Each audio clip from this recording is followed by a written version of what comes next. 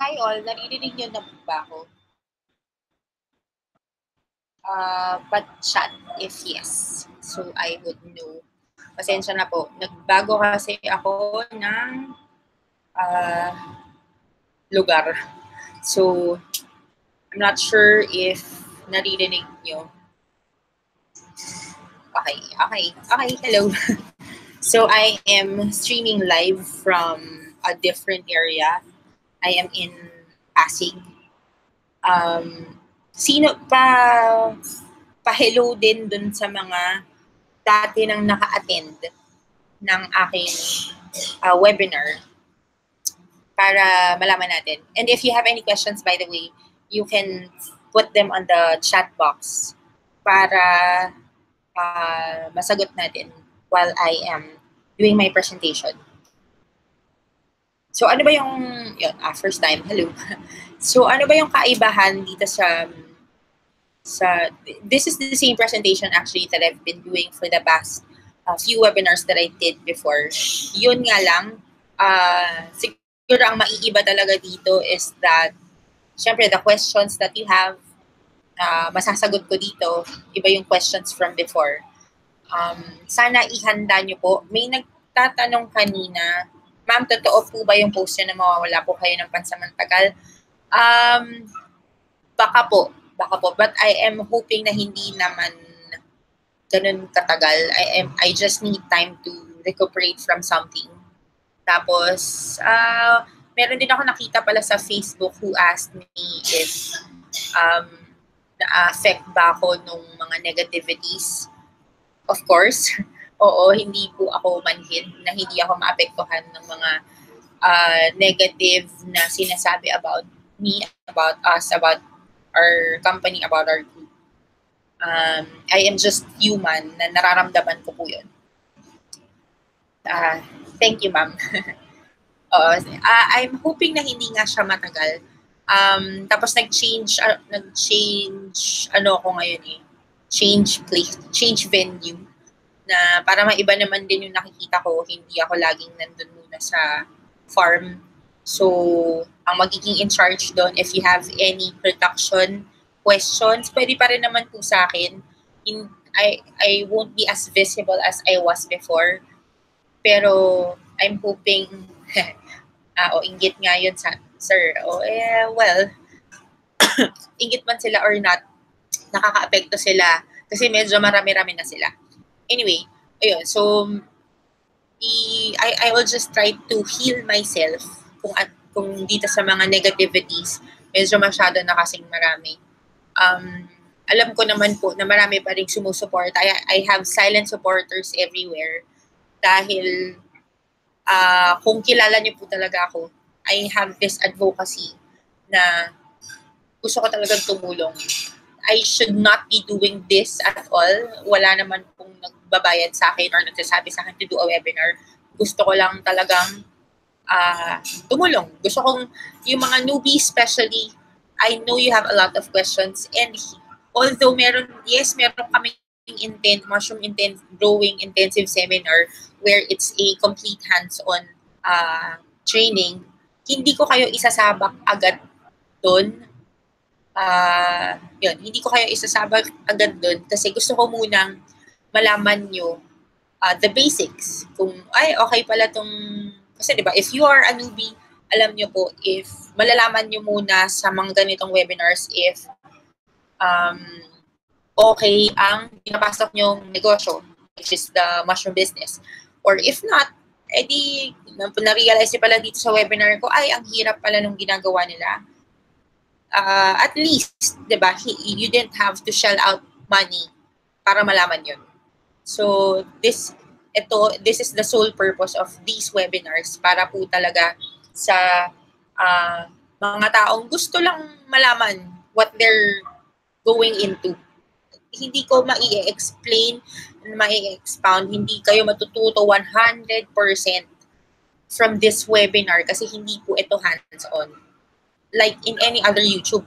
But, ano yung kaibahan nitong YouTube na to from the ones that you pinangalanan ni sir. Anyway, ano ang difference nito from the other YouTube videos? Kasi yung YouTube videos na yun, hindi siya step by step, and most probably hindi siya interactive like this. So yun, this is interactive. You can ask me questions. Okay? So medyo mag-start na tayo. Nasaan ako? So pupunta kasi ako sa mushroom farming and your right practices. So sa mga newbies or sa mga datihan na, makikita nyo ulit ito. This is the description of what mushrooms are. Mushrooms are fungi. So yun, they are a different kingdom. They are apart from the plants and animals that you usually know and see and take care of. So with that said, magkaiba po on kung paano kayo aalaga ng mga mag-aalaga ng plants and animals and as compared dun sa mushrooms. So, ito, bibigyan ko na naman. Again, inuulit ko to kasi this is a good and solid example. When you water your plants, you water them directly. But when you do that to your mushrooms, you only water them yung paligid lang ng fruiting bags, saka yung paligid lang ng inyong growing house. The reason why we water the mushrooms is that kailangan kasi ma-maintain yung dapat may farmer nagtuturo pero yung nasa DA, wala naman farmer yun. Anyway, kailangan ma-maintain yung right climate or humidity and temperature ng inyong growing house for your mushrooms to grow. Okay? Kasi growing house na ngayon, ibig sabihin, gusto na niyang lumabas from the fruiting bags. Unfortunately, hindi sila lalabas if it's not the right temperature if it's not the right humidity. Okay? Pwedeng, by the way, yung sinasabi nyo, yung dapat may farm po kami actually. If kung matatap nyo yung mga nag-intensive seminars po sa amin, they have been to our demo farm, to our home farm. The purpose of the home farm is for people to see na kaya pala kahit sa likod bahay lang, kahit may taong nakatira, pwede po na may farm kayo dun sa extra space nyo sa bahay nyo. Anyway, but right now kasi, dahil nagre-replenish kami, nagre-renovate din kami ng farm na yun, wala talaga kayong makita at hindi din naman ako nagpapapunta. Pero ngayon lang yun. Eventually, I will have to open it again. Anyway, so yun yung sabi natin, bakit natin kailangan ma-establish yung definition of mushrooms. Yung pagiging fungi niya, it's also because yung iba kasing fungi, they all have spores, yung fungi. And these spores, para po yung mga alikabok lang. And pwede siyang airborne. So the wind can take them anywhere. So, kaya tayo nagkakaroon ng contamination and kaya medyo maselan yung paggawa natin ng binhi ng mushrooms or yung spawn ng mushrooms is because of these spores na pwedeng airborne. At pwede ka ring carrier, ikaw mismo. That's why, yun, kailangan sterile lahat. Sterile yung gamit natin, sterile tayo, sterile yung room kung saan tayo nagtatanim. I hope kung merong mga baguhan, totally 100% newbie at hindi pa nakapag-research about mushrooms, if you have any questions, kung medyo nalilito na sa mga sinasabi ko or I am using jargons na hindi na maintindihan, please write them down para ma-address ko if you have any questions. Okay? So, yun. Sabi natin, mushrooms contain no chlorophyll. Excuse me. The reason behind I'm saying bakit walang chlorophyll, kasi di ba ang chlorophyll, it's the part that gives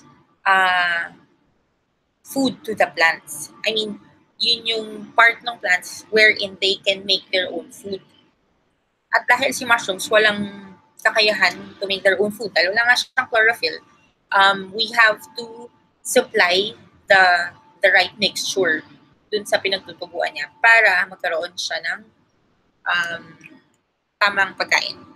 Okay, ma'am, I have a question. Yung spores po ba hindi masama sa health problem like higa? Actually, masama po siya, Sir Jericho.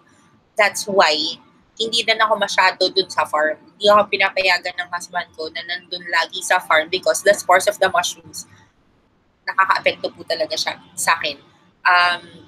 Actually, itong hika ko until now, meron pa din. This started February pa. February pa siya, nung nag-processing kami sa Bukawi. Parang nalanghap, pagbukas kasi nung bag ng mushrooms that we used, nalanghap ko siya. So, yun, doon nag-start. Oo, dapat tumulong na lang imbes na pumunta. Kahit sino pa yan, kahit si Randy Cruz pa yan, or si Myung ba yan, o si Rio, tumulong na lang sila, magbigay sila ng mga ganitong libre. Matutuwa pa ako. Hindi ko ano. Mabubuhay po ba ang mushroom dito sa Middle East, katulad dito sa Qatar? I think mabubuhay siya. Kasi first off, ang mushrooms natin is pwedeng indoor. So yung indoor mushrooms, kailangan mo lang ma-maintain yung temperature and humidity dun sa loob ng kung saan mo siya ilalagay, ng magiging growing room niya. Okay? Kailangan po ba yung temperature is malamig? For our oyster mushrooms, ang gusto niya is around 24 to 30 degrees Celsius. Pero not just yung parang cold temp yung gusto niya. Ha? Gusto rin niya na yung humidity, kailangan medyo mahalumigmig. Yun. Hindi pwede kasi, hindi maalinsangan yung term kasi I think maalinsangan is humid pero mainit, di ba? Pero yung mahalumigmig is humid pero malamig, I think. Okay? Yung spores po masama sa mika, dapat po may face mask. Yes. And even minsan kahit may face mask, naglalagay pa ako ng basang bimpo sa loob ng face mask ko. So need po ang aircon ng room. Depende. If you are in Qatar and kung nasa 40 degrees yan, yes, most probably you need the aircon. But you also need a humidifier kasi yung aircon natin is drying. Okay? Si Shendy Lumanglas, nag-start na po ba? Wala akong makita. Yes, nag-start na po. I think nakikita ng mga tao. Hindi ko alam kung ba't hindi po nila nakikita. Sa Jeddah may farm, ayun. So, pwede naman talaga. Actually, India may farm. May farm ng mga button mushrooms yan na nabubuhay lang sa malalamig na lugar. Pero yun, kung kaya kasi nilang i-maintain yung temperature and the humidity, kaya naman talaga. Plan ko po kasi gumawa ng greenhouse. Yun, kung meron namang materials for your greenhouse, go. Diba? Pwede po. 20 to 30 degrees Celsius. Kaya ng 24 po. Para saan po yung basang beam ko? Yung basang beam po, nilalagay ko siya sa loob pa ng face mask ko para ma-prevent ako na malanghap ko yung spores. Gusto ko po sana makita yung physical farm nyo at gusto ko mag-undergo ng actual training. Yung physical farm namin dito sa North Caloocan is not available yet. Nagpapalit pa lang po kami ng bags. Yung dati kasi naming mga nag-training sa amin dun sa farm na yon, nakita naman nila. They can attest na meron po kaming farm. Tapos gusto nyo mag-undergo ng actual training, we already have one scheduled on Sunday sa Bukawi po. Ang ipapakita namin farm sa inyo is not our farm. Kasi nga, yung farm namin ay pero it's sa business partner po namin yun. So, makikita din talaga. Okay. Huwag daw greenhouse. Kinukulog init naman. Kung papalitan niya instead of the plastic at papalitan ng net, yun, pwede po yun. Tapos, kailangan kasi ma-maintain yung insulation. Kung kaya yun, go. Nag-start na po ba webinar? Yes po, nag-start na po. I hope you can even listen. Pero nakikita niyo ba yung the rest of you? Can you see what's on the presentation? N95 mask, ma'am, gamitin niyo po. Baka makatulong. Where can I buy that? Ang problema ko po, ma'am, limited po ang substrate dito. Ano po kaya ang alternative? Any agri-waste. Pwede po. Ano ba meron dyan? Kusot, wala po ba dyan?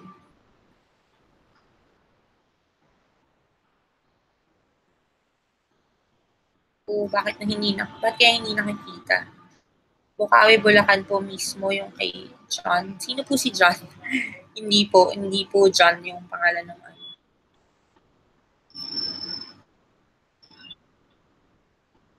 O yung kay Sir J yun, tinuruan namin din kasi siya na kung paano gawin. So, pwedeng like all around, parang net siya. Siyempre, kailangan nyo ng pundasyon para kung saan magsistick yung net. Tapos, dun sa gitna, lagyan nyo ng jute sacks. Pero kailangan merong ventilation, merong puwang sa taas, puwang sa baba. Puwang meaning may daanan ng hangin, pero kailangan may net po.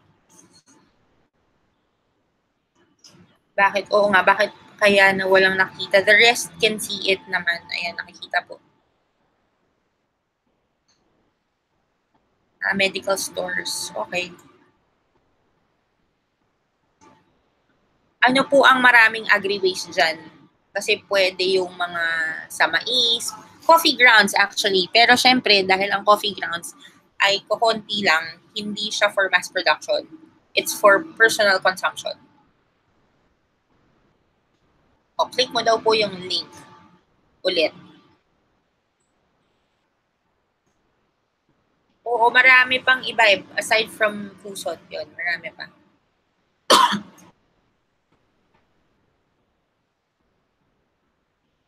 Okay. Welcome po sa free webinar na to. Yun, pusot, coffee grounds. Paano po yung sa coffee grounds gamitin as substrate? Actually, pwede ko kayong I think merong link pa sa Department of Agriculture kung saan nila pinakita on how to use coffee grounds as substrate. Actually, medyo madali lang po ito. Yun nga lang, sabi nga natin, hindi siya pwedeng pang maramihan.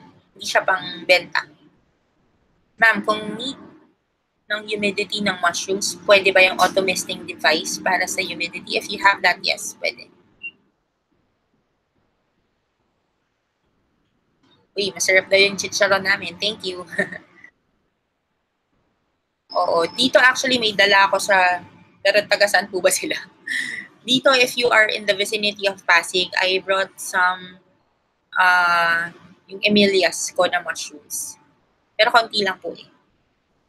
Yung madami talaga namin is, syempre, nasa production area namin, which is in North Caloocan. Anyway, sige, balik tayo dun sa ating presentation, ha?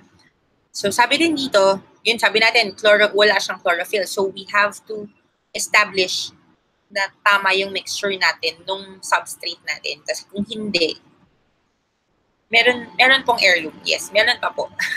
Meron pa pong heirloom. Pero wala po akong dala dito sa Pasig. Pero meron pa. Yes, pwede yung napier grass ba yun? Yung kinakain ng camel? Pwede yun. Actually, kahit anong grass, pwede. Ayun. Most are, yung sabi nga natin, no chlorophyll siya. Kailangan ma-establish na right mixture, di ba? Tama yung mixture mo. Tapos sabi din dito, considered as saprophytes. Yung saprophytes po kasi, ang ibig sabihin nun, they live on decaying or dead organic matter. So, yun, yes, pwede yung napier grass. Yun, they live on dead or decaying organic matter. Kaya dapat properly composted yung ating substrate bukod sa complete mixture siya. Okay? If they are not properly composted, kunyari, minix mo ngayon, kinabukasan, binag mo na. Hindi siya properly composted, oo, may tutubo dyan, pero hindi niya ma-absorb lahat ng nutrients. Kasi yun nga, si mushroom, saprophyte siya. It can only absorb the nutrients well kung properly composted yung substrate. Okay? Salamat po. So, nasa na tayo? Wait lang ha. Ililipat ko na siya. So, yung next slide ko is about the benefits of mushrooms. Sabi ko nga, lagi sa mga pa-seminar namin, you cannot sell what you do not know. So, dapat alamin nyo kung ano yung binibenta nyo. Kailangan meron kayong mga benta factor. So, this is part of marketing na din. kailangan, bago kayo magbenta ng isang bagay, di ba gano'n naman, bago kayo magbenta ng isang bagay, dapat alam nyo ang binibenta nyo. If you do not know it, walang bibili sa inyo. Kasi kayo mismo, hindi nyo alam eh. Okay, so ito, yung mga benefits of mushrooms, you can actually see or download this sa Google. Madali lang siya. Pero gusto ko kasing i-reiterate yung mga importante. Saka yung hindi minsan na kukuha from Google. Okay, so sabi dito, rich in antioxidants, yes. Reduces risk of cancer, yes then. It has this antioxidant called ergothioneine. Ita-type ko po. Ergothioneine. Ergothioneine, which is exclusive to fungi. And this is the part, ito yung antioxidant that fights off cancer. So, high sa ergothioneine ang ating Ganoderma, if you know Ganoderma. Sa ibang bansa, sa Japan, it's called reishi. Sa China, it's called lingxi. So, yun, kung kilala nyo si DXN, the direct selling ba yan or networking, I don't know. But anyway, si DXN, nagbebenta siya ng mga coffee and tea na merong Ganoderma extract. So, kung kayo ay nag-grow ng Ganoderma, pwede po siya sa soda substrate natin and it can thrive dito sa temperature natin. Kung kayo ay mag-grow nun, pwede na kayong gumawa ng sarili ng tsaa na puro. Like if you know someone or someone in the family is fighting the big C, ito ang mabisa at magandang ipainom. Kasi puro na po yun. Hindi siya extract lang. Yes, si DXN yan. Tapos, by the way, if you are growing Ganoderma, do not grow them alongside other mushrooms. Ano ang spores niya. Malakas yung spores niya. So, pwede niyang ilipat yung spores niya dun sa ibang substrates. So, baka mamaya, imbes na marami kayong ma-harvest na white oyster, ang ma-harvest nyo ay puro Ganoderma. Sawdust po. Sawdust substrate or kusot. Soda ba sabi ko? Sorry. Donna Marie, natuyo yung Ganoderma. Baka akala mo lang natuyo. Kasi ang itsura talaga niyan, pag nasa fruiting bag siya, mukha siyang tuyo. Pero actually, hindi siya tuyo. Kasi nga, it's very woody. So, yun. Malaysian doctor kaso hindi siya ang nag-launch ng networking. Okay. O yun, cross-contamination. Tama po, Sir Jericho. May napanood po ako sa YouTube na video for Ganoderma production. Parang ang hirap gawin. Actually, medyo, matigas ma'am na. And yes, medyo mahirap gawin yung, yung Ganoderma. Kasi spawn pa lang siya, matigas na siya. So, yung sa grain spawn namin, nung gumagawa kami niyan dati, kailangan namin siyang basagin. And nasugat pa nga yung asawa ko kasi nga, yun, binasag niya yung UFC bottle eh, para makuha lang yung laman. Yes, complicated and matigas. Totoo. Pero yun, I think mahal din kasi siya. Kaya yun, tiis, hindi tiis ganda eh, tiis kita. Diba tawag doon? Anywho, yun. So sabi natin, meron siyang ergothioneine that fights cancer. So, tas sa cardiovascular disease, I'm pretty sure na some of you may have heard na nag-gray-green. Pero tinapon mo na ba, ma'am? Oo, sa Japan. Kasi kilalang kilala yan. Anyway, sige, balik tayo. Sa cardiovascular disease, I'm pretty sure baka merong isa sa inyo na nakarinig na nung sinasabi na, ay, yung mushrooms, ayoko yan kasi nakaka-high blood. Usually, yung mga matatanda natin, yun yung sinasabi na nakaka-high blood siya. Pero actually, hindi po. Bakit nila nasabi yun? It's probably because, hindi ako sure ha, but it's probably because, in the ancient times kasi, yung ating mushrooms, it's used to increase libido. syempre, if you increase your libido, it follows that you also increase your heart rate, di ba? So, yun. Pero yun yung notion. But, dahil high in potassium and fiber si mushrooms, definitely, it aids in, it helps na mawala yung inyong mga cardiovascular diseases at mapababa ang inyong blood pressure. Diba? So, aids weight loss, high protein, yes, high protein siya. So, excellent meat substitute talaga siya. Helps lower bad cholesterol and raise good cholesterol, yes. Fat-free, low-calorie, o low-calorie siya, hindi siya no-calorie, low-calorie. It also boosts your immune system. Yes, prevent migraines and Alzheimer's if you have, in the family, if you have a history of Alzheimer's or if you always experience migraine.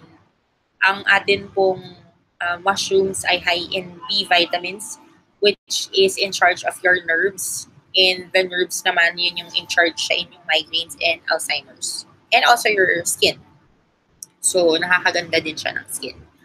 Ano pa ba ang mga common misconceptions? Baka meron kayong alam, idagdag natin dito sa pag-uusap natin. Yung mga common misconceptions. May question about the benefits. Alam ko meron pa akong isa-share. Oo, alam ko na. Bawal daw sa mataas ng uric acid. Have you heard that? Sagot kayo ha. Sagot kayo sa chat muna. Wait lang, I'll just get my phone. Mag-check ako, baka meron akong messages.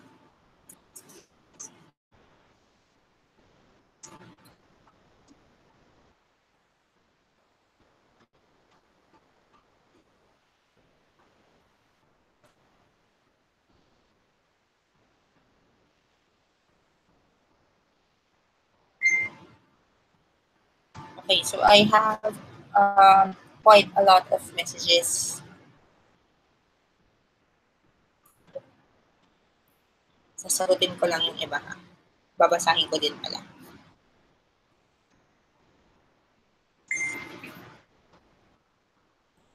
Babasa ko lang. Wala naman pala. For the... Natap ko na lang ko. Wala naman pala for the webinar. Okay, so asa na tayo? Why po? Opo, ang the last question yan sa group. Oo, yung uric acid kasi, hindi talaga siya nakaka-affect sa'yo kahit mataas ang uric acid mo. Una sa lahat, yung uric acid kasi, pagka may uric acid ka, di ba bawal ka sa dairy products because you are not allowed to take in calcium. Because of course, nagka-calcify na nga yung mga joints and ligaments mo. Nagka-calcium ka pa. So, bakit ka nga naman mag-take ng something that is high in calcium? Which is our mushrooms, actually. It's high in calcium. It's 2 or 3 times the amount that you get from your normal dairy products. So, mataas talaga siya. Ngunit datapwat, meron study ang ating Department of Agriculture together with UPLB and UP Manila, which they conducted, I think, 2016. Na sabi nila, mushrooms can also contain 3 components, namely catechin, epicatechin, and coumarin, which acts like allopurinol, which is the cure for your gout or for your uric acid. So, nanuneutralize niya even if it is high in calcium, dahil meron siyang ibang components that could neutralize it. Yun. Pwedeng-pwede na siya sa mga may mataas ng uric acid. Okay.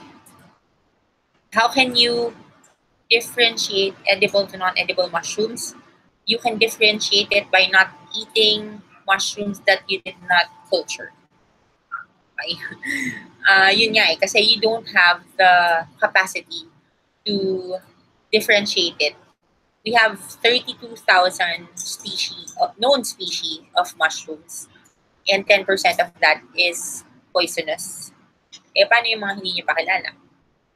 Okay, plus, our mushrooms are like sponges. They get whatever is in their environment. So if yung mushrooms na yun ay nakita nyo sa sementeryo or sa construction site. Yan. Nakukuha niya kung ano yung nasa paligid niya or kung saan yung kung saan siya tumubo. Okay, I hope na nasagot ko yan.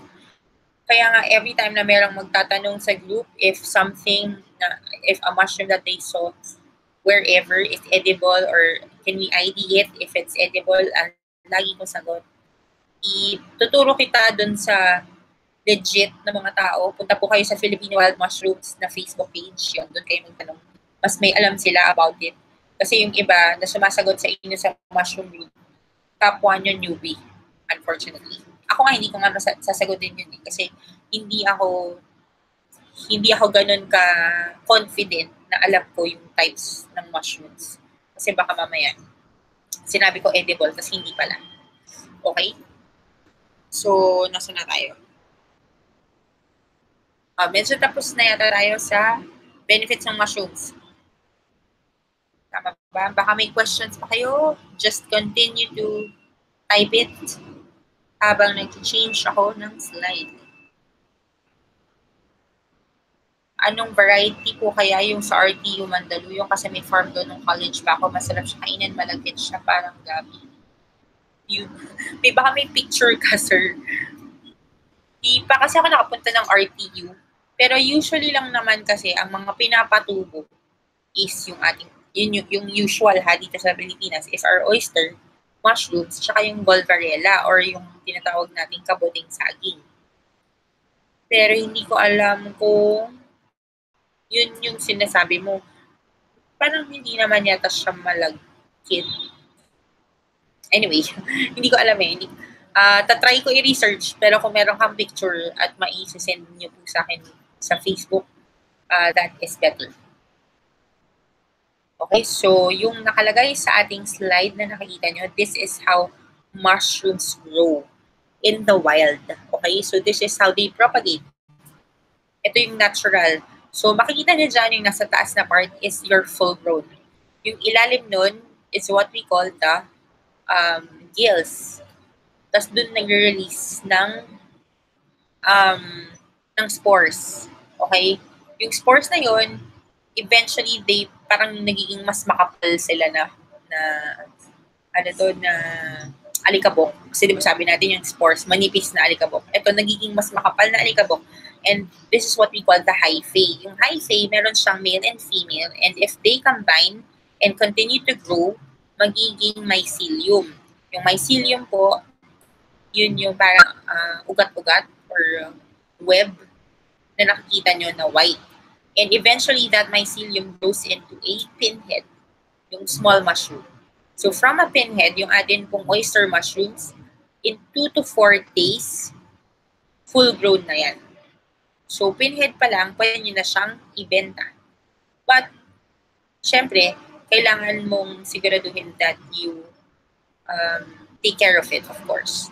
Baka mamaya, pinhead pa lang siya, tapos sinabi mo na sa mga kakilala mo na, oy, sa Makalawa, I have this, meron akong mushrooms na available. Tapos pala, ang ginawa mo naman is, ang ginawa mo dun sa mushrooms mo, hindi mo siya diniligan ng tama, eh, hindi ka talaga aanin in 2 to 4 days. Okay? So, I also hope wala pong question on this part. Papakita ko sa inyo dun sa next slide ang itsura ng mycelium at pinhead.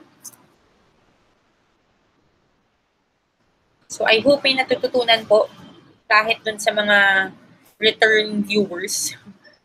Sana po may natututunan. I'm not sure kasi kung kailan ulit ako magkakaroon ng webinar. Although I am hoping that by the next webinar, iba na din yung i-discuss ko. Baka mag-concentrate tayo sa marketing din. Okay? So, ito po, yan yung nakikita niya sa inyong mga videos or sa YouTube video nyo na meron yung parang spider web. Meron siyang yun, parang web or parang cotton na pinaghiwa. Himay-himay. Yan yung mycelium. Tapos yung mga tumubo, yun yung pinhead. Okay?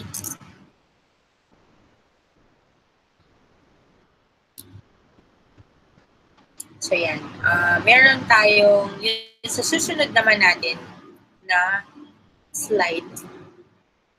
Ayan, thank you. Yun lang yung gusto ko malaman. Kung marami kayong natututunan, okay na ako doon. Wala pong kapalit ang natututunan nyo sa akin. Kung ano din yung nalalaman ko from what I research on or what I gather from the experts. Sila po yung expert, hindi po ako. I just share. Sinishare ko po siya. So next, ito na po yung paggawa natin no ating binhi. Dito na tayo magsa-start. So we do this, ang inuuna natin is our agar medium. Kung kayo po ay member ng Mushroom Growers Group, makikita nyo yung sinasabi na PDA or F0. So this is how to do that. It's an agar medium. So kailangan syempre matuto ka munang gumawa ng agar medium. And PDA stands for potato dextrose agar. Bakit potato dextrose agar? Kasi yun yung main ingredients. Okay? So, ayun, main ingredients. Yung potatoes mo, you need 250 grams of potatoes. Peeled and cut into cubes. Okay? Dextrose powder, 20 grams. Dextrose powder, I think, bibigyan ko kayo ng itsura niyan mamaya. Dextrose powder, ito pong sinasabi ko is for your agar medium. This is what you will use for your F0. Yung gagawin yung unang part ng binhi or your pure culture or your mother culture. Okay? So, yung dextrose powder natin can be found sa mga, sa mga vet shops, sa mga poultry shops, agri shops. Yan, you can find it there. Iba po yung nasa hospital. Powder lang po ito. Yung mga ginagamit sa mga aso, yan. Huwag yung nasa ospital, sir. Powder lang, powder. Maliliit na pinheads na naninalaw. Ano dahilan? Posibleng kulang sa humidity. Baka nadadry siya. Kala nyo lang naninalaw, but actually it's turning brown. Possibly. If you have a picture, you can send it to me on Facebook and I will check. Meaning ng F0, F stands for filial. Filial is parang another term for generation when it comes to agriculture. Oo, pero ginagamit siya sa dogs, ginagamit siya sa mga manok, I think. Pagka restless sila, parang ganyan. O ginagamit siya sa animals. Okay? So, ang presyo noon is around, yung malaking bottle niya na 320 grams, parang ang price range siya, 45 to 60 pesos. Okay? Next, you need gulaman bars or agar bars. Yung bar po talaga, white ang color. 20 grams or 2 pieces. Yes, nabibili sa pet house. Sa pet shops. Pwede niyo po ako i-PM sa Facebook. Facebook.com/Mayora ng Heirloom Mushrooms. I will put it here. Facebook.com.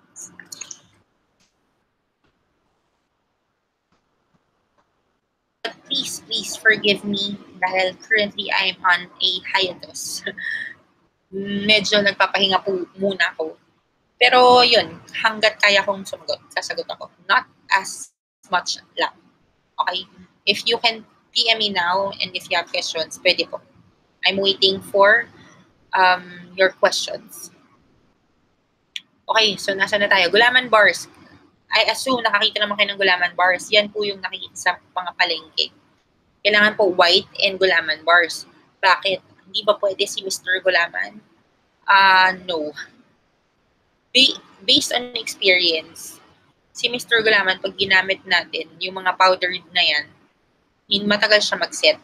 And sometimes, kahit nag-set na siya, hindi siya nagsistick dun sa bottle na gagamitin natin. So, pagka inikot-ikot mo yung bottle, thanks din po, Miss Donna. Yun. So, pag inikot-ikot mo yung bottle, sumasama din siya. So, best talaga na gamitin is your gulaman bars or agar bars. Tapos, kailangan siya white. White kasi, especially if you're a newbie, kunyari, imagine nyo lang yung white na agar medium nyo, tinubuan na siya ng mycelium. So, nakikita nyo na may mga, mga web-like dun na sa, dun sa agar medium. Pero, kunyari, green yung ginamit yung gulaman.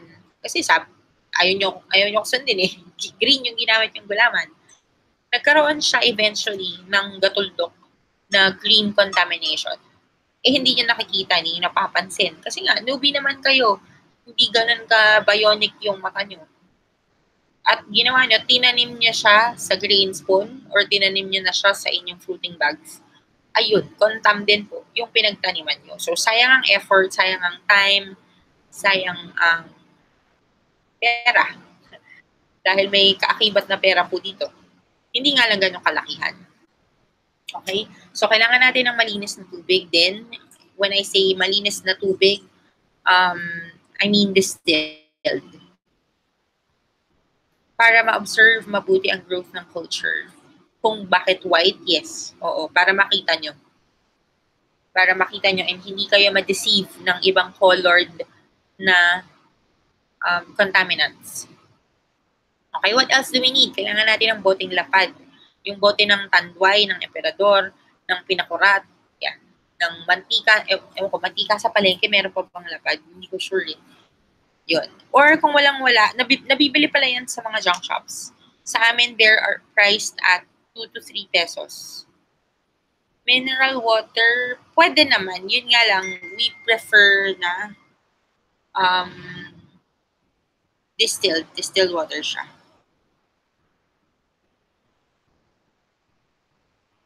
Okay, wait lang.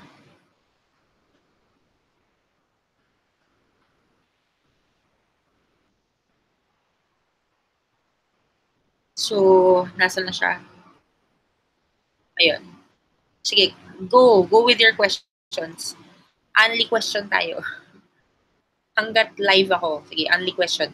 Boteng lapad, or yun nga, kung wala, pwede yung bote ng ketchup. But, kaya tayo gumagamit ng boteng lapad is because we need the surface area na malapad. I-boil ang water. Ano yun? Binaboil muna niya bago niya gamitin? Kasi definitely ito, mabuboil natin tong water na to eh. Pero kasi yung distilled water, this goes not just under boiling but also goes under condensation. So, mas pure siya. If you are, tap water ba ang gagamitin mo kaya ka magbo-boil ng water? Kasi if not, kung mineral water din naman, no need. Yun, nag-culture daw si Ma'am Donna sa microbiome noon. Sobrang strict sa pag-culture, lalo na kung kailangan isang specific microbe ang dapat malakihan. Yes. Kasi nga, yung different type of microbes grows on different types of cultures. So, pagka meron kang nabago dun sa sinabi sa yung gawin mo or ingredient, definitely, hindi mo makuha yung microbe na pinapalaki mo talaga. Ayun. So, konti lang naman kailangan mo. 1 litrong distilled water. Mura po yung distilled water ng SM Bonus. Yun, 70 pesos, 10 liters, if I am not mistaken. Ayan, may mga price pa ako. So, ayun, kailangan natin ng kaserola because we will cook this. We need cotton waste or fiber. Cotton waste is bonel in Tagalog and you can find that sa One Luna. Cotton fiber, kung hindi nyo trip pumunta pa ng Divisoria and find it in One Luna, pwede yan makuha sa mga upholstery shops. That's what they use for your couch, for your, sometimes sa unan. The bottles, when you clean them with dishwashing soap and water, yes, you have to sterilize them for about 15 minutes. Lubog nyo lang po sa kumukulong tubig for 15 minutes. Okay? Hindi ko na ina-advise that you use the actual cotton, yung mahal na cotton. Why? Kasi una sa lahat, mahal talaga siya. Malaki ang difference. Malaki ang difference ng price niya sa sinabi kong cotton waste and fiber. Plus, pag dinaan niyo siya sa apoy during inoculation, may tendency si cotton na magliyab. Ma'am, gaano po kahirap mag-culture ng spores? Parang masyadong maselan at malaki ba chance ng contamination if you do not know how? Kasi yung ating mga mycologists, ang mga experts sa pagko-culture ng spores, huwag na lang nating itry. Dito muna tayo sa sureable. Lalo if we are newbies. Kami kasi, I mean, yes, you can try, pero huwag ka masyadong umasa na okay siya. Kasi, di ba, yung spores natin, na siya na-expose na siya. Hindi mo naman pwedeng linisin ng alcohol dahil mawawala yung spores mo. Hindi mo pwedeng pakuluan. So, medyo mahirap. Any cotton. Actually, any cotton naman talaga, hindi ko lang ina-advise yung totoong cotton, yung nabibili sa Mercury, ganun. Kasi nga, bukod sa mahal siya, lumiliyab siya pagka kailangan yung paapuyan. Kung walang cotton waste, ano ang substitute? Cotton fiber, ma'am. Baka, I think, kung may mga upholstery shops naman near you, pwede yun. Bili ka nun, yung gray or yung white. Mas maganda si gray, by the way. Ano pa ba? Tela. Actually, pwede ring tela. Kung may mga lumang tela, pwede yan. Tapos, kailangan nyo din ng rubber bands. Rubber bands na yung per kilo na lang yung bilhin nyo. Huwag na kayo bumili ng mga tingi-tingi or yung sa National Bookstore. Marami ka palang bulak. Sige, sir. Pwede yan. Old clothes. Pwede kung gusto mo ng pira-pirasahin yung old clothes mo. Kung may mga retaso, pwede. Dapat lahat ma-sterilize, yes. Dapat lahat ma-sterilize. Well, syempre yung mga bulak natin, sinasterilize na natin siya kasabay na nung PDA natin. Which later, i-discuss natin siya. Okay? So, boteng, nasa na a rubber band. Tapos, yung pangtakip natin, either papel or tissue or foil. Kung ano ang available. Kung marami kang scratch paper, go, yun ang gamitin. Tissue, marami, yan. Kung marami ka namang foil, nag-work ka sa kitchen, yun, pwede rin yan. Okay? So, yung next slide.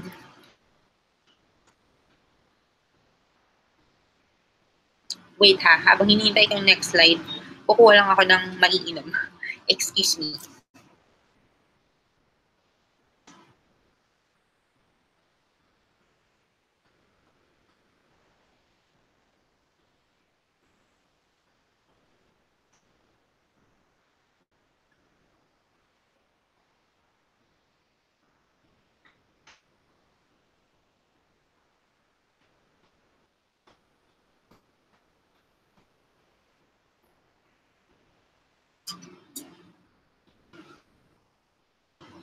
Oo nga nakalimutan ko maglagay ng tubig sa tabi ko. Sorry naman.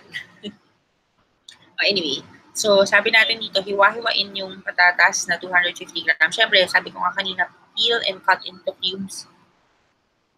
Tapos pakukuluan nyo siya sa 1 litrong tubig, yung distilled water na sinabi ko kanina, for 10 to 15 minutes or hanggang sa maluto yung patatas. Dapat pag naluto siya, hindi siya hindi siya yung lasog-lasog na. Kasi syempre, kung lasog-lasog na siya, hindi na siya magandang, basta, kailangan saktong luto lang. So, after that, salain at kunin yung katas. Salain mo siya, tanggalin mo na yung pinaka-potatoes, pwede nyo nang kainin yun.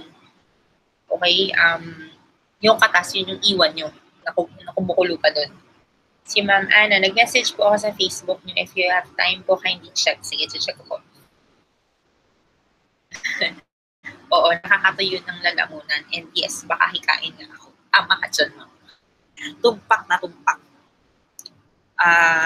Nasa na? Wait lang.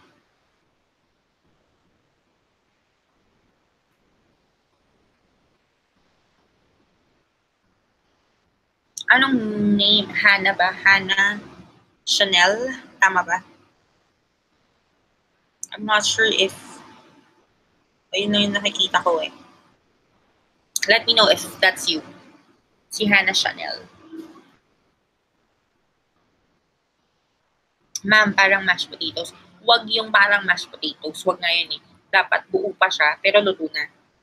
Okay? So, pagka kinuha mo na siya, sinala mo na, kinuha mo na yung potatoes, that's when you can mash it and eat it.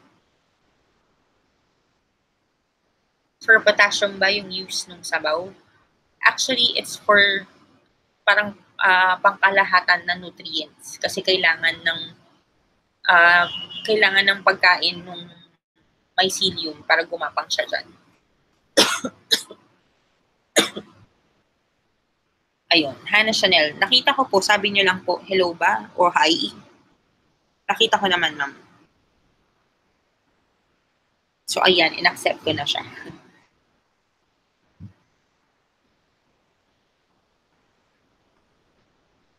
Okay, sana na nasagot ko. Pakuluan ng isang, tatapos na ka doon sa lain at kunin yung katas. So, next slide na tayo. So, dun sa next slide, makikita niyo yung picture ng mga materials that you need.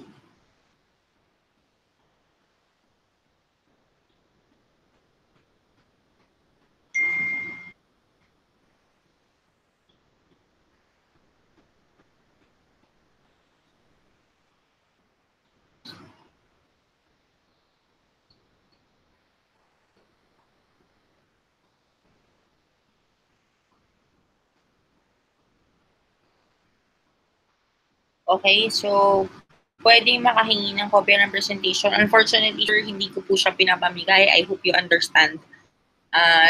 You just really have to take notes. Bali, itong presentation ko naman na to, this will run until tomorrow. So, pwede niyong ulit-ulitin until tomorrow. Yes, yun, nasagot ko si digital. Yes, you can access this tomorrow. Tomorrow morning siguro. Okay? So, alongside dextrose powder, ano na ba sinabi natin? Yung patatas pa lang naman. Okay, so ito yung nakita niyo sa video, yung mga materials that you need. Yun na po yung dextrose powder na sinasabi ko. And your agar bar. If hindi nyo sure what an agar bar is.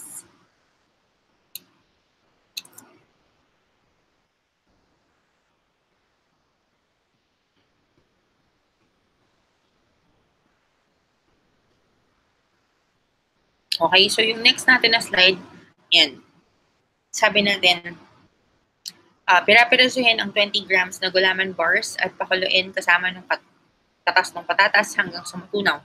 So, kailangan yung pirapirasuhin siya para mas madali siyang ma-dissolve. Okay? Tapos isunod na yung dextrose powder at haluin mabuti. Nagiging last si dextrose powder. By the way, pwede pala instead of dextrose powder, you can use white sugar. But we prefer dextrose powder kasi hindi nagtutubig. Okay, so haluin mabuti. Nagiging last siya dun sa concoction kasi nagiging parang hardener din yan. Okay, ihanda ang mga boteng paglalagyan ng concoction. Maglagay ng 10 to 20 approximately ml sa bawat bote. Or yung pag makikita niyo yung mga lapad, yung a little over the embossed na nakalagay tanduay, yun, pwede yun. Sabi ni Ms. Marinel, instead po na pinagpakuluan ng patatas, pwede po ba ang tubig ng bigas bago isaing or hugas bigas? Yes, pwede po. You can also use rice flour.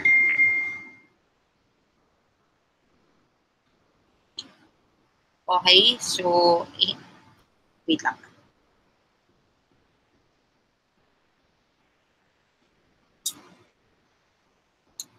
Balikan lang natin ang slide.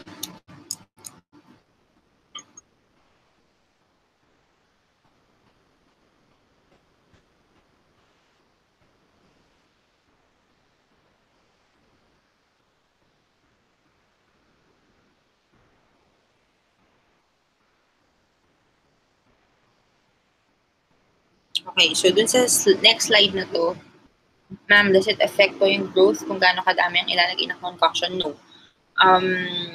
Basta, kasi yung, di ba, kaya tayo naglalagay sa flat bottles. Kasi ang hinahanap natin is yung surface area. Kahit gaano kanipis yan or gaano kakapal yan, mag-run pa din naman yung mycelium mo.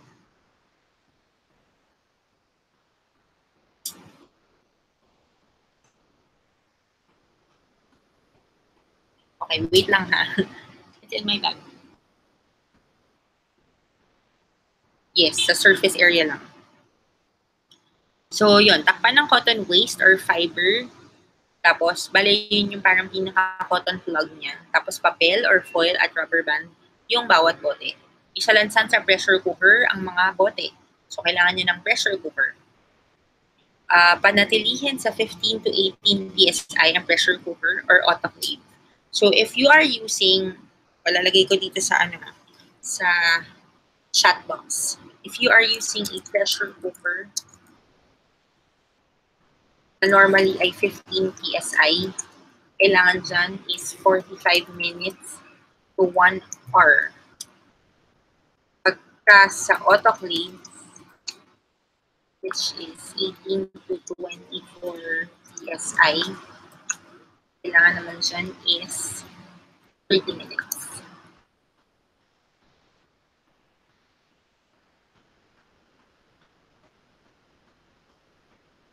Okay, so yung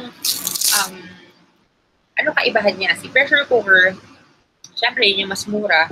Kasi si autoclave, ang presyo niyan is around 18 to 30,000. Tapos yun yung malalaki, yun yung kaya yung ilang bottles. Syempre yung pressure cooker, kung ginagamit niyo yung sa bahay lang, konting bote lang yung malalagay niyo doon.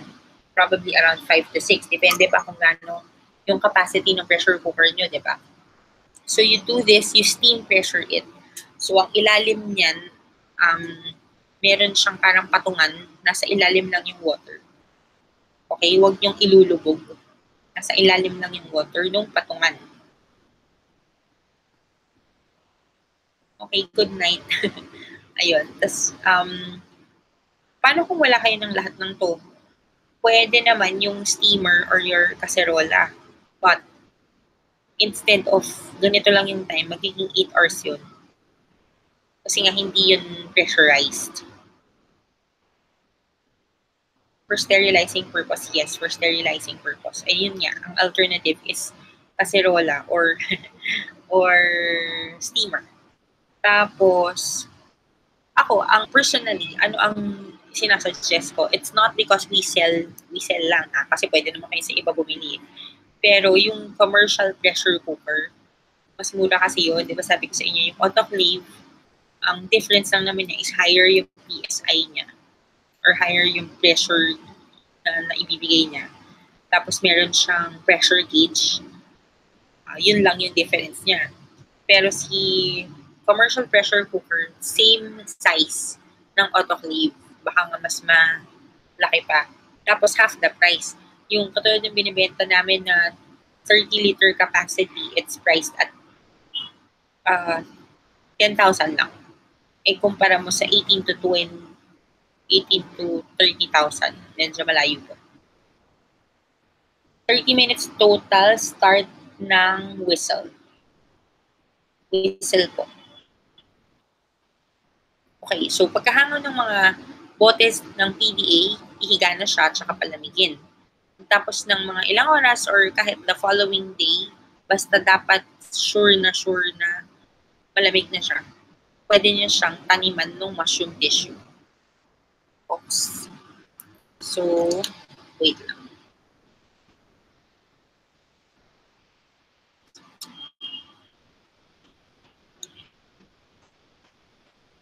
Ito, manood kayo. Kung steamer, 8 hours. 8 hours. 8 hours. Ang binibenta po namin is commercial pressure cooker. Yung malaking pressure cooker, kasya yung 20 plus na bote. Kasi syempre, kung gumagawa kayo ng maramihan, yun yung ina-advise namin that you use the commercial, yung malaki. Kasi, di ba, you do the math. Kunyari, sa pressure cooker nyo, mumurahin nga lang yun. pero ang nilalaman lang niya is around 5 bottles. So yun.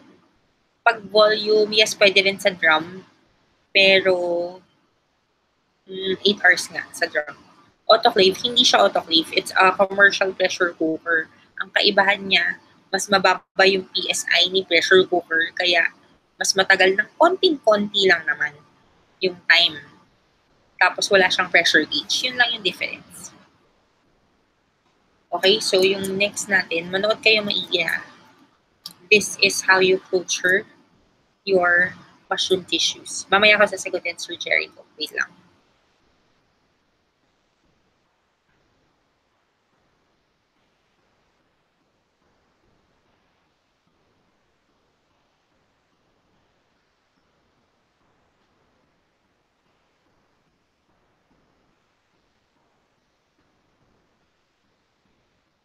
So yun, kailangan bago kayo magtanim, very sterile kayo, na bagong ligo, bagong toothbrush.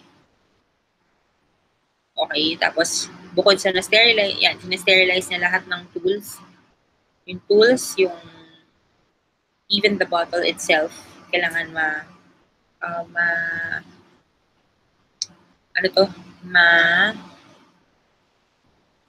sterilize ng alcohol. Okay, parang huminto. Huminto ba sa inyo? Hindi pa sa akin huminto.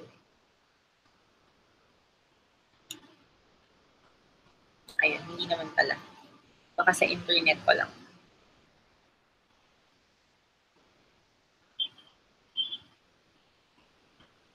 Okay, so dapat yan, very sterile. Kailangan yung padaanan sa flame. By the way, we are using an improvised alcohol lamp, pero ang laman po niyan is denatured alcohol.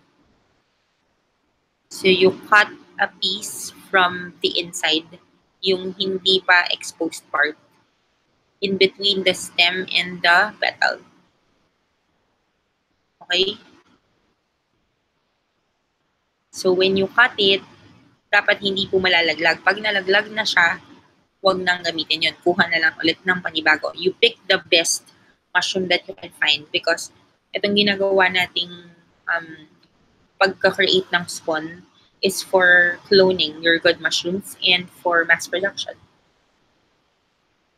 So yun, padadaanan siya sa apoy and dun sa taas nung alcohol lamp, that is where mag-aano ka. Dun mo itatanim. Okay? So you use your pinky finger to get the cotton. Kung meron kang i-drain na water, do it dyan sa part na yan. Tapos yun, itap lang siya. Tapos i-cotton plug and that's it. Okay? So yung mga questions. Ma'am, another question. Yung isang lapad na culture, ilang bags ang kaya niyang gawin? Actually, yung isang lapad, we transfer that to a grain spawn pa that can make around 20 to 30 grain spawn pa. Yung isang grain spawn can, again, make around 20 fruiting bags. So you do the math. Mas mura po ba yung commercial pressure cooker versus autoclave in the long run? For me, medyo okay na ako dun sa commercial pressure cooker kasi sabi ko nga, 30-liter capacity ng commercial pressure cooker is only 10,000. Tapos yung pinakamurang autoclave na maliit lang yun maliit lang, is 18,000. So, yun. Sabi ni Ms. Marinel, bakit hindi po ilulubog ang bote? Hindi siya nilulubog sa water kasi pagka nandun siya sa loob ng pressure cooker at nakalubog siya sa tubig, magtutubig yung loob niya. Yes, na-stop na po in video. Pero I hope na panood niyo lahat. Kailangan po ba nakababad sa tubig pag naka-pressure cooker? Hindi nga po. Kailangan meron siyang patungan. Tapos yung tubig nun, nasa ilalim lang ng patungan. Okay? Which is better po? Do your own culture or yung mga readily available na culture na pwedeng bilhin? At first, you can buy. Pero you can, while buying na, pwede ka nang mag-experiment with your own culture. Sa commercial pressure cooker, yes, 45 minutes after whistling. Yes.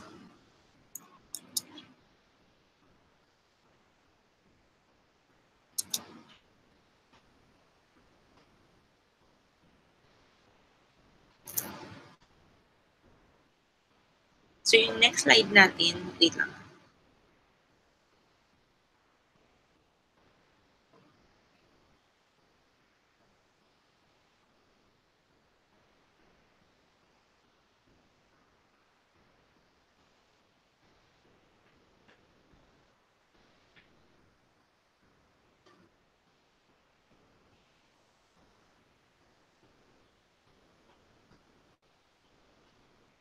So yan, yung susunod na natin na slide is yung paggawa ng grain spawn. Wait, I will just um, lipat lang ako.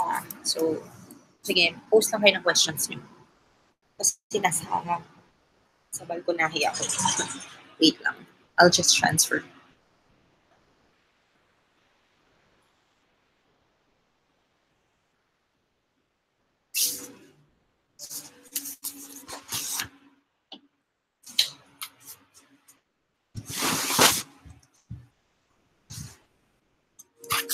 Okay. So,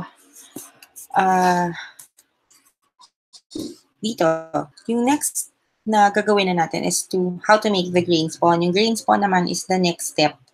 Siya na yung magiging F1. Di ba kanina F0? So, ito na yung F1. Kasi pinaparami natin. Again, sabi ko nga, the main purpose is of creating spawn is to mass produce. Di ba? Yung alcohol na gamit namin, it's called denatured. Wait, I will type it. Denatured alcohol. Nabibili sa mga hardware, sa mga medical stores, yan. Okay? So, yung paggawa ng grain spawn, what do you need? Sorghum seeds, yun yung ginagamit natin. Yun yung nakikita nyo, the color, yung parang reddish, maroon. Yan. Kung wala naman nun, pwede yung palay, pwede yung barley. Actually, pwede naman yung cracked corn. Hindi natin siya sinasama dito kasi iba yung procedure niya. Okay? Iba yung procedure kasi if you notice, yung cracked corn po, wala nang balat. Tsaka na-crack na siya. Samantalang itong sorghum seeds, yung palay, yung barley, they are all, yun, full grain pa siya. Yun, sir, the MiG 72. Unfortunately, yun, nasagot ko siya kanina, I can't send my presentation. Pasensya na po. It's for anti-bash purposes. Yan. So, please, mag-ano po sila? Take notes. Sa pag-culture po ba, ilang F0 magagawa sa isang mushrooms? Depende kasi kung gaano kayo maraming maglagay ng mushroom or gaano kalaki. Pwede siya, siguro tsaka gaano kalaki yung mushroom nyo. Yun, isa pa pala yun. So, again, nasa sa inyo po. Okay, so sa materials, ulit siya kailangan, transfer stick na stainless. So, stainless transfer stick, pressure cooker, cotton waste, rubber bands, kaserola, dyaryo, or Manila paper. Okay?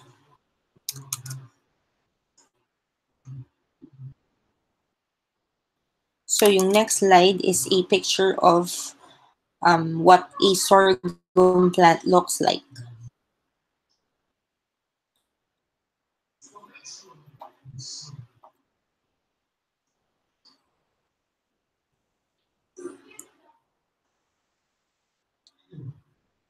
From F0 to F1, ang isang F0, ilang F1 ang kayang gawin? Yun nga po, it's 20 to 30.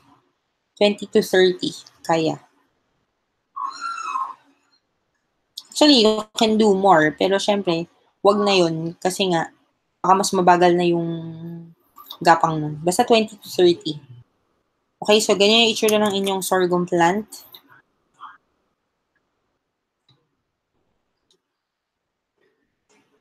So, next is ibababad yung sorghum seeds ng 10 to 12 hours.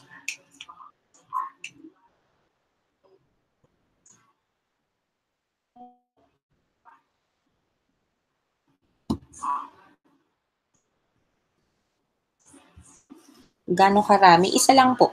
Isa lang ang dinalagay na part ng, parang, inaano mo yun, kinakat-cut into squares or rectangles.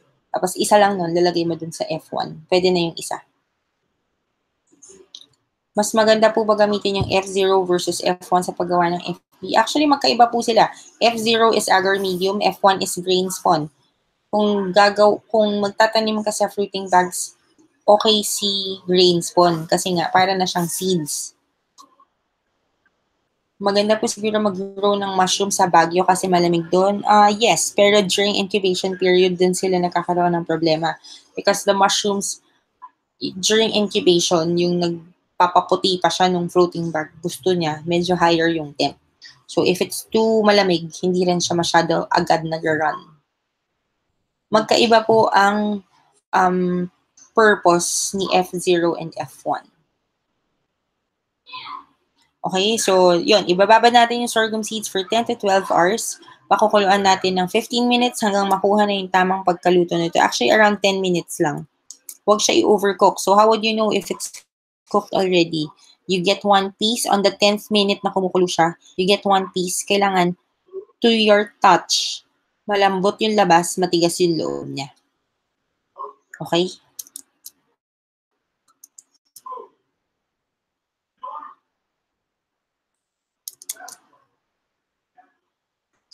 Ang mother culture is F0 or your pure culture.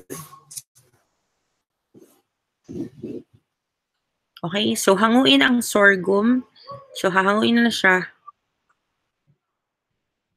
Hindi po, F0 is another term for F0 is mother culture or pure culture. F0 natin na yan, we transfer it to F1.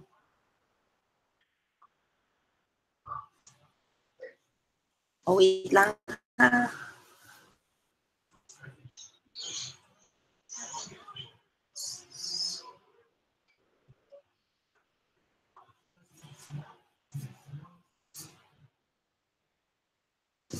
Pasensya na po, nagiging nanay lang at the moment. So, nakuha na ba, Sir Jericho? F0 yung mother culture or also called pure culture.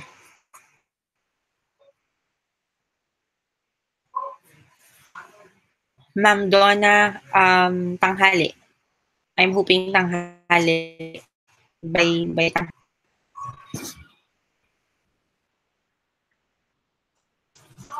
Okay? So kailangan po pala yung F0 to F1 para magamit sa FB.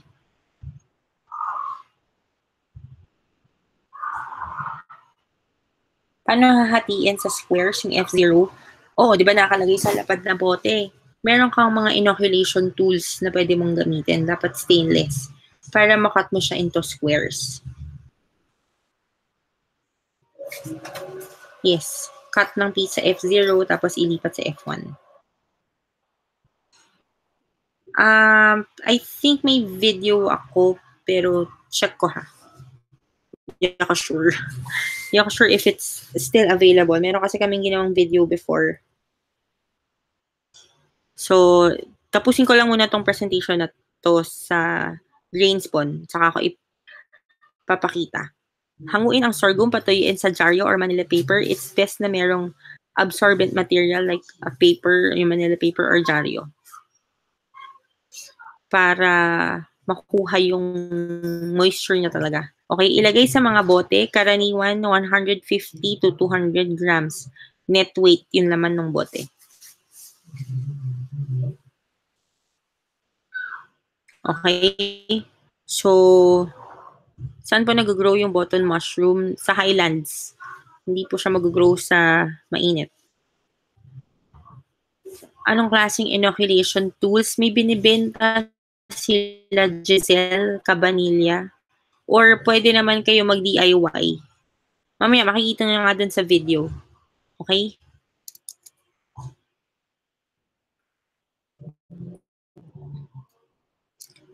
So, yun siya dun sa mga bote. lalagyan nyo na ulit siya ng cotton plug, tapos paper, tapos rubber band. Tapos isasalansan na din siya sa autoclave or pressure cooker or steamer or kaserola. For this one, opo. O pagka Dubai, mga DIY na lang siguro. Kung may mahanap kayo ng mga mga stainless tools dyan, yun. So, kailangan ng, nawala tuloy ako. So, sa pressure cooker, you need 2 hours for this. Autoclave, 1 hour. And steamer kaserola, 8 hours pa rin. Okay? So, bago tayo pumunta dun sa susunod na section, let me just, wait lang ha, hahanapin ko yung video na makikita nyo how this was done. I hope nandito pa.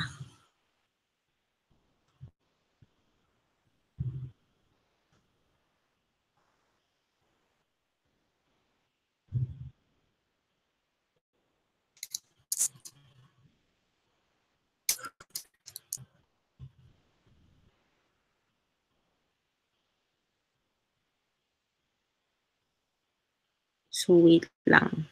Wait a minute.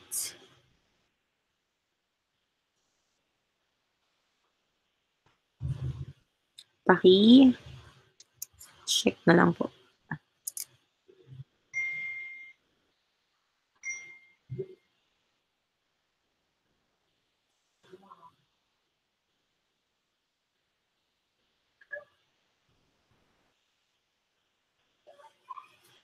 So, ito, hindi niya to kinat into squares. Parang kumuha lang ko. You cut it into squares. Kaya lang ko lang sinasuggest yun.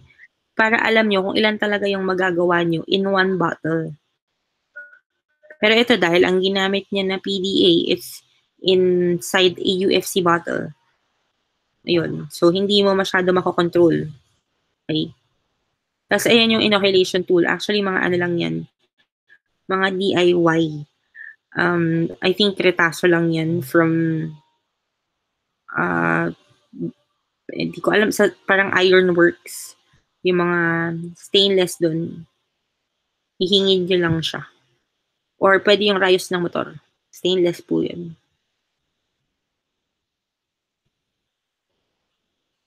So yan, nililinis siya, sinasterilize lahat ng materials.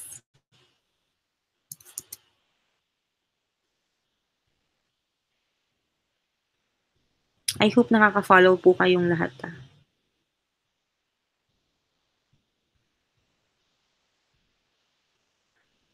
Yung closed tabletop, it's called an inoculation chamber. You need that kung wala kang makeshift laboratory. Kasi kami sa farm, meron kaming makeshift. Does it look like? It's like a plain room na walang ibang laman. Tapos, in-sterilize namin using diluted sunrox. Yung from ceiling to floor. Tapos, yun, walang air, walang electric fan, walang aircon. Yes, we have an actual workshop like this. Meron po nga po kami this coming Sunday. The fee is 2,000 pesos per person. It's a complete hands-on training. Plus, ang namin dun, it has a lifetime support from us. Kasi kayo nga mga, di ba, ito nga free webinar ko, I can give you only Q&A during this, so why not them? Yun yung promise namin.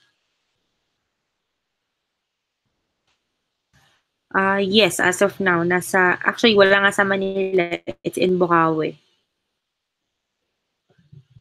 Yes, I hope we can see you too by next January.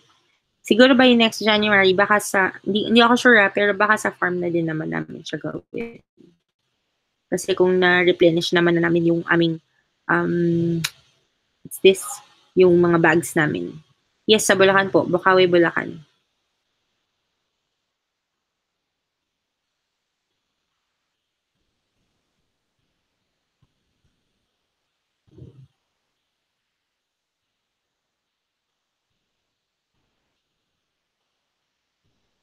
Ma'am, sa video, dapat pa talaga sa mouth ng bote pag ginagawa ang transfer. Medyo, yes po. Para naiiwasan yung contamination from the air. Sa November, hopefully meron naman po talaga. Okay, so tapos na yung video. Wait lang. Balik tayo sa presentation natin.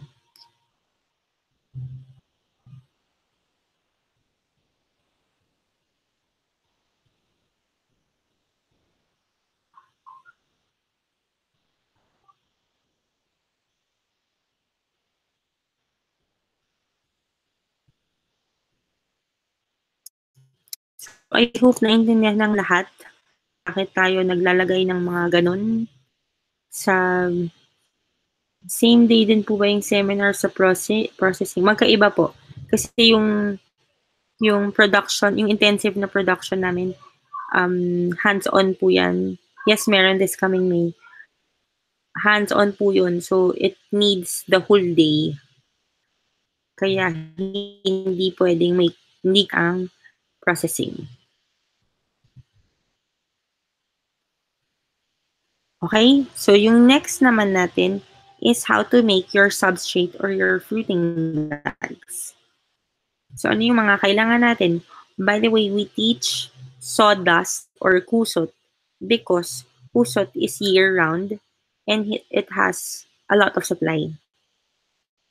Unlike with dayami, actually sa dayami, madali din naman. Pero kasi seasonal siya. Kung kailan lang may anihan, di ba? Eh, what if hindi anihan? Will you stop production? Eh, paano kung may orders kayo? Stop nyo ba? So, that's why, ang tinuturo natin lagi muna, as of now, is make use of kusot. So, we need kusot or from good lumbers. How would you know if they're good lumbers? Usually, nabibili naman sa mga lumber supply are good lumbers. Pwede rin, actually, kahit anong kahoy, pwede. It's just that meron lang tayong mga iniiwasan minsan na kahoy because masyadong acidic yung kahoy, ganyan. Or madagta. Pag madagta, baba rin sa tubig ng overnight. Pagka sobrang acidic ng kahoy, dagdagan ng slight yung agri-lime. Okay? So, yun. Pwede po ang cocoa sawdust, by the way. We also need pinong darak or D1, fine rice bran in English. We also need agri-lime. And then we also need molasses or brown sugar.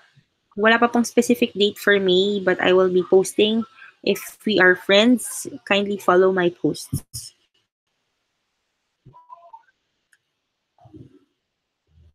Molasses or brown sugar. We prefer molasses kasi nga mas may nutrient content pa siya. May carbohydrate content pa siya. Big tap water will do. If you have a budget of around 60,000 pesos, you can buy a bagging machine. Pwede po yun. Or if not, pwede ka namang mag-compress using your hand and okay? Or punta kayo sa mga hardware. You buy a bench drill press. Tapos, i-DIY nyo. Hanapin nyo na lang sa previous posts ko. Meron kaming binibenta before na manual press.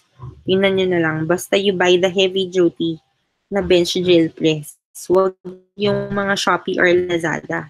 Kasi madali pong mura ka nga, mapapamura ka din naman after masira.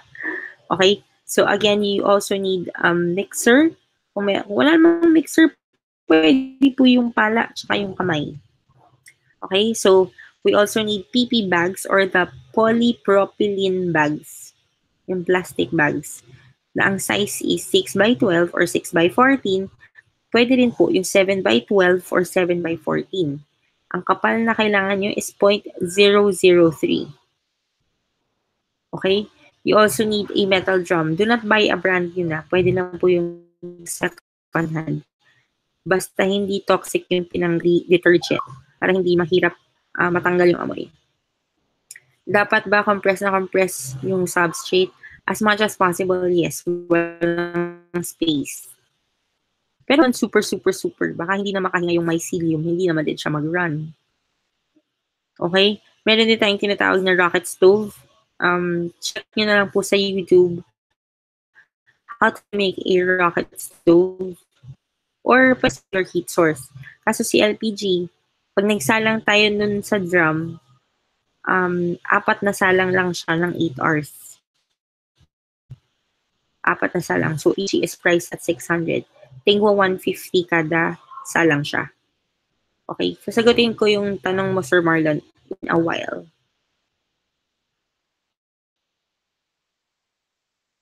Asa na tayo? Pero, ito kasi usually ginagamit ng mga nakatira sa subdivision or nakatira sa mga cities na bawal magpausok. So, kailangan LPG. Okay? Next is PVC or set caps, yung PVC pipe na blue or orange. Pwede rin naman yung PE hose, yung black. Basta ang size is de uno. Tapos i-cut nyo using a PVC cutter, you cut that into mga half an inch lang. A little over half an inch. Or pwede kayong bumili ng set caps kay Flourish Farm. Nagbebenta po yata sila. So, 4 pesos. Kung konti lang yung bags nyo, okay siya. Pero kung libo na ang pinag-uusapan, libo na rin siya. So, we need the cotton waste, the rubber bands, and your paper.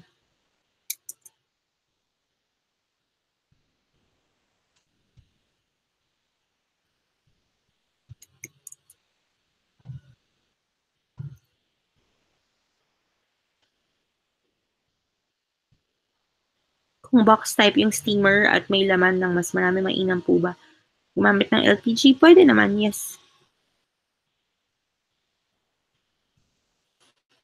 So, yung hakbang sa paggawa ng substrates, pagsamasamahin nyo yung kusot, yung apog or lime, molasses, at yung darak or rice bran. So, gawin nyo yung tamang composition. You need this, again, this is per, hindi po ako magbibigay ng by kilo. Kayo po ang mag-compute.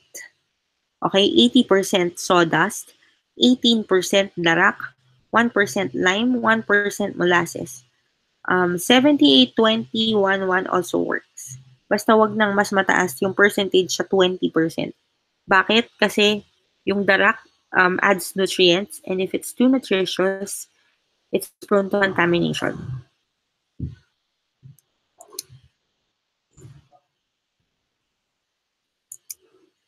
Okay, if you notice, wala akong sinama na sinabi ko na,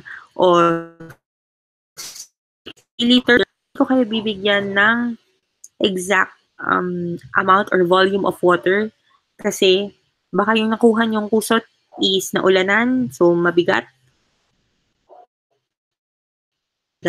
basa. So pagka dinagdagan niyo pa ng tubig, baka lusak-lusak na kayo, nagtatampisaw na kayo sa putik ng kusot. Okay? So gagawin niyo, lalagyan niyo ng tubig dahan-dahan, gawin yung dampness. Ang paggamit, kung paano niyo magagawa yon is, kunyari, di ba, na-mix nyo na. Kuha kayo ng isang dakot using your hand, pigain maigi, dapat walang lumalabas sa tubig. Pagbukas ng kamay, buo siya. Okay?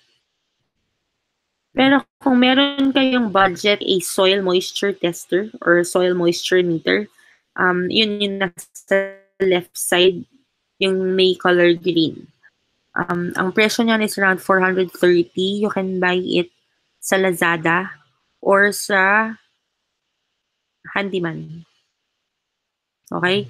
So, kailangan, during the whole time na nagbubulok ka for 21 days or more, kailangan lagi mo siyang nakahalo at tama yung moisture content niya at pantay. Kasi pag hindi siya moist or hindi siya basa, hindi siya mag-decompose. Okay? So, after the 21 days, pwede mo na siyang ilagay sa PP bags. I-compress mo, lagyan mo ng PVC na cotton paper, i-secure ng rubber band. Yung tanong kanina na Sir Marlon, gaano kabigat yung isang FP? If you are in the right track, dapat kasi kung may soil moisture tester ka, ang moisture content niyan should be around 50 to 60% moisture. Okay? So, malalaman mo yan using your tester. Pagka nasa tama ka, yung 6x12 mo naman is around 800 to 900 grams. Okay? 800 to 900 grams. So, yung ayun, I hope nasagot ko yun. So, ano na natin siya, isasalansan na natin siya sa loob ng metal drum. Yung metal drum nyo, it should have 7 inches of water sa baba. Tapos, lagyan nyo ng patungan. Pwede nang maglagay ng 3 layers na tig 27 bags.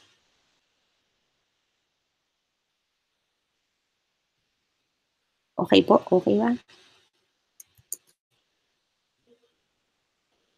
Kung may nakakaligtaan ako, you can message me and ask me.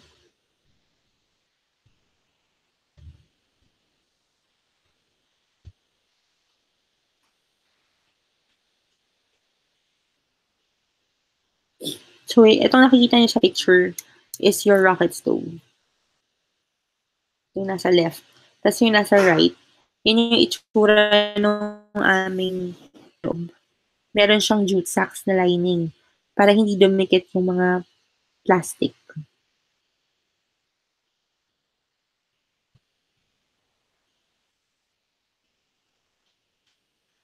Yes, merong sawdust yung rocket stove. Yun yung ginagamit namin para magkaroon ng heat source. Pwede ang sawdust, pwede ang ipa.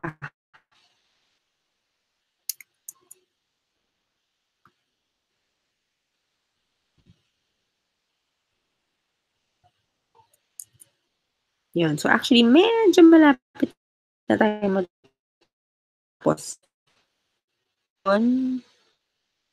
Hindi po installation yung sawdust. Actually, ang use niya, siya yung nagbibigay ng heat source.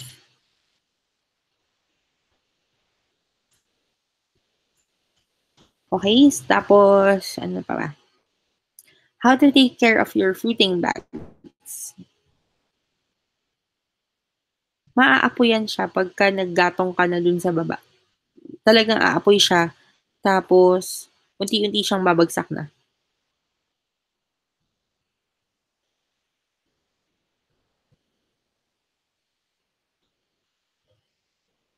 Okay po? So, how to take care of your fruiting bags? You have to keep, sabi ko nga kanina, you have to keep your growing house humid. Humid. In the summer months, you need to water the ground and the surroundings of the fruiting bags. Kasi hindi sila lalabas. Hindi sila mag-fruit kung hindi climate or your temperature and humidity outside the bags. Okay? So sabi ko din dito, do not spray directly on the mushrooms. Leach and contamination. So dapat, pagka nagsispray, hindi sa pinheads or sa mushroom fruit nyo. Dapat sa paligid lang talaga ng fruiting bags at sa paligid ng growing house. Just to maintain the right humidity, which is, ayan, sabi nga natin dito, humidity should be 70 to 90 RH or relative humidity. How can you gauge that? You buy a hygrometer. You can buy it sa Lazada again. Parang wala pang 500 pesos.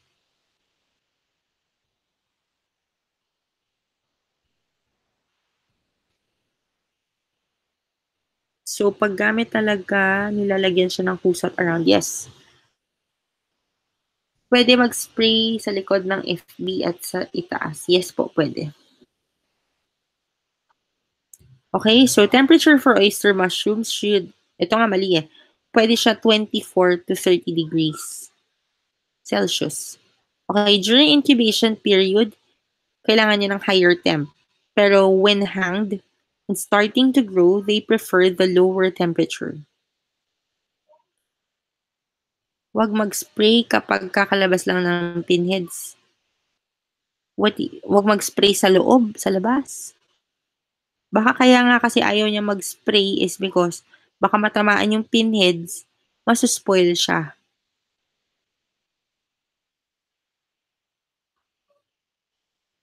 Yes, pwede yung nesting system.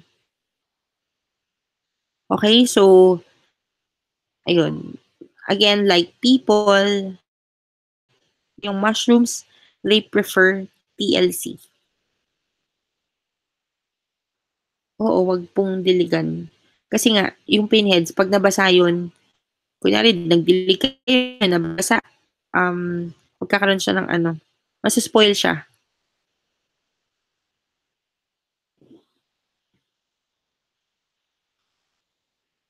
Okay?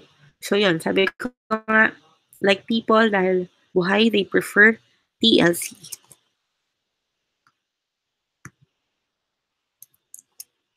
Ito, you can also copy the next slide. Yun yung incubation period.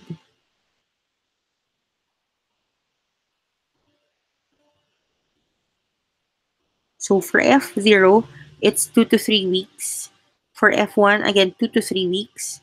When you're composting, it's 21 days or more. And sa fruiting bags naman, it's about 30 days or 4 to 5 weeks. Ano naman po yung temperature weather shock sa paglabas ng pinheads? Medyo hindi ko na-gets. Temperature or weather shock? We usually do cold shock. Bags na nahihirapang mag-pin ulit. Pero yun ay ice water lang yung gamit namin. No specific temperature.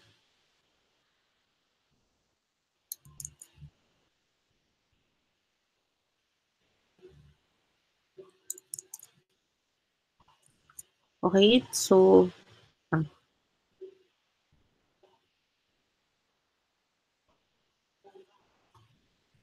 ito, medyo we will touch a bit on marketing. Medyo malapit na po tayo matapos. Gamitin natin yung KKK. Kaibigan, kamag-anak, kapitbahay, katrabaho, kakilala. Kasi tried and tested po yan. Cliché na siya. No, tried and tested na when you use your KKK, makakabenta ka po talaga. Ayun, sorry for the wrong spelling, pero ayun, be innovative. Kailangan merong something bago sa product mo. Gumawa ka ng kakaibang produkto para ikaw yung kakaiba or ikaw yung pupuntahan or hahanapin. Okay, next, magtinda sa mga mataong lugar. Like for example, sa church, during Sundays, pwede yung magtinda sa labas. Diba? So number 4, spiral marketing yung gawin. Ano yung ibig sabihin nun? Huwag kang lahin mo muna yung mga nasa paligid mo bago ka palabas.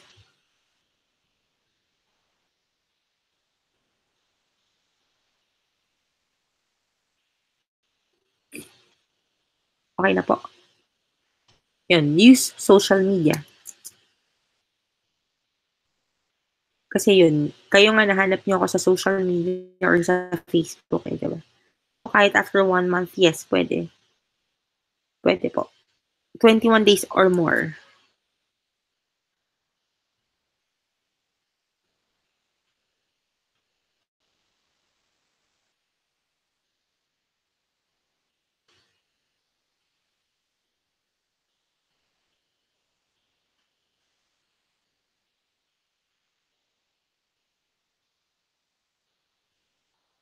So yun, we have Facebook groups na Mushroom Growers PH. So if you are not yet a part of it, please ipaki-add po. I usually post there too. Tapos yung pa-training ni Mayor and more. And then for my Facebook account, it's facebook.com/Mayora ng Heirloom Mushrooms. Other production questions din, you guys can message my husband, si Julius Amortizado, facebook.com/left the group. Okay? If you have any questions, sabihan nyo lang po kami. Ang events, hindi ko kasi naisama dito yung mga upcoming events. Pero, yun, nagpo-post naman po ako sa Facebook. questions pa po sila. Questions. You can send it to me here or sa Facebook. I hope marami pong natutunan. I think that concludes our webinar. Sabi ko naman, it's around 2 to 3 hours. Kaso, na-lesson siya. Medyo napamadali ko kasi nga, hindi tayo nakapag-umbisa agad. But I rest assured that I still value your time. Kaya, i-honor ko po yung dapat nasa within 10 o'clock lang tayo matatapos. So if you don't have any more, okay na po bang magpaalam? Pwede po sila again, but you can ask me questions sa Facebook. I would appreciate it if you give me a review or a feedback regarding this webinar on Facebook. Yes, maire-replay nyo po ito until tomorrow noon. Any other questions? Sa Facebook na lang po tayo. Okay? Yes, please. I-message niyo po ako. Salamat po. Thank you. Salamat na marami and good night everyone.